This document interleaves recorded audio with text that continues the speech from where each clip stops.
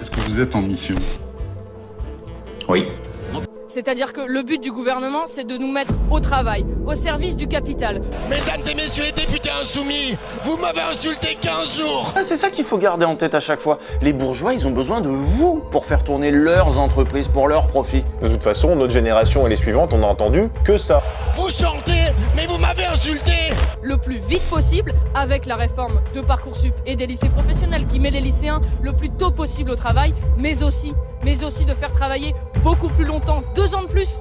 Par exemple, avec la suppression des régimes spéciaux, les infirmières, il y a 9 ans, elles partaient à 55 ans. Aujourd'hui, elles vont partir à 64.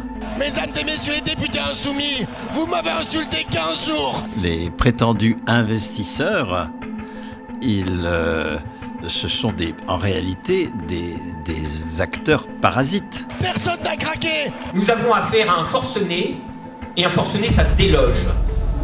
Au minimum, ça se débranche. Du fromage, du jambon, des choses très concrètes. Manu, sois raisonnable. Les gens sont en danger de mort là. Ils risquent de mourir de froid, de faim, d'épuisement. Faut que t'arrêtes, Manu. T'es cerné. Tu t'en sortiras pas. Et tu le sais. Jamais. Là, on rentre dans une période où on doit en quelque sorte enfourcher le Tibet. Est-ce que le président va pouvoir échapper à une forte contestation sociale contre la réforme des retraites? Et là, c'est beau parce qu'on sent que son empathie pour notre président, c'est dans la manière même de poser la question. Est-ce qu'il va s'en sortir, le pauvre? Oui, alors qu'elle aurait pu poser la question du point de vue des salariés. Est-ce que eux, les salariés, vont s'en sortir face à cette réforme des retraites injuste et brutale? Et qu'est-ce qui pourrait vous faire renoncer? Le retrait de la réforme. Va falloir être fort dans les têtes, parce qu'en face, on va manger des pions, on va manger des coups, ils vont tout nous mettre sur le dos. Ça va être compliqué, mais il va falloir tenir bon, et ce sera tous ensemble qu'on tiendra bon.